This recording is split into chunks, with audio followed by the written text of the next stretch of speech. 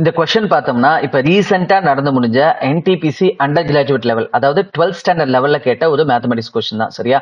இதை இப்ப எப்படி நம்ம ஈஸியா சிம்பிளா அப்ரோச் பண்றது அப்படிங்கிறத பார்ப்போம். சரிங்களா? நான் கொஸ்டினை படிக்கிறேன், கவனிங்க. The ratio of the lengths of two corresponding sides of two similar triangles is 9:1. The ratio of the areas of these two triangles in the order mentioned is. சரியா? என்ன சொல்லிருக்காங்க பாருங்க, ரெண்டு ஒரே மாதிரியான முக்கோணங்கள் கொடுத்துருக்காங்களாம். சரியா? அதனுடைய பக்கங்களுடைய அளவின் விகிதம் வந்துட்டு 9:1 தான். சரி, அப்படி இருக்கும்போது அதனுடைய பரப்பளவோட, சரியா, ஏரியாவோட விகிதம் என்ன அப்படின்னு சொல்லி கேட்டிருக்காங்க. சரியா?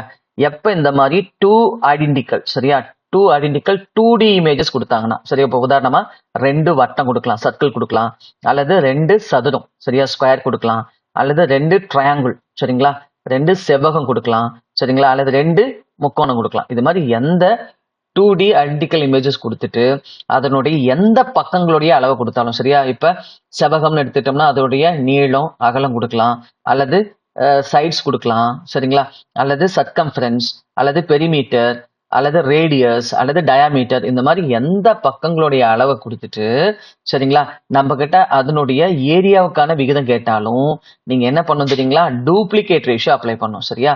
அதாவது தமிழ் என்னன்னு சொல்லுவோம் அப்படின்னா இருமடி விகிதம் அப்படின்னு சொல்லுவோம். சரியா?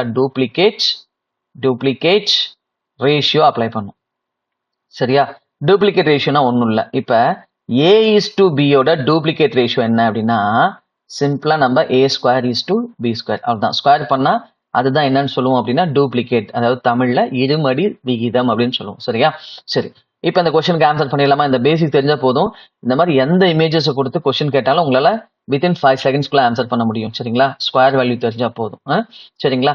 இப்ப பாருங்க, இந்த 9 ஸ்கொயர் பண்ணீங்கன்னு வச்சுங்க. இப்ப நம்ம கிட்ட அதான் கேட்டிருக்காங்க, ஏரியாவோட பரப்பளவு விகிதம் தான் கேட்டிருக்காங்க. அப்ப 9 ஸ்கொயர் பண்ணா 81, 1 ஸ்கொயர் பண்ணா 1. அப்ப இந்த கொஸ்டினுக்கான ஆன்சர் என்னன்னா 81:1. சரிங்களா? ஓகேங்க.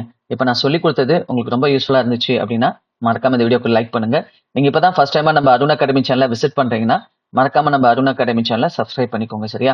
அதே போல இந்த ரெகுலர் அப்டேட்ஸ் வந்து நம்ம பிடிஎஃபா வந்துட்டு நம்ம அருண் அகாடமியோட டெலிகிராம் சேனல்ல ஷேர் பண்ணிட்டு இருக்கோம்.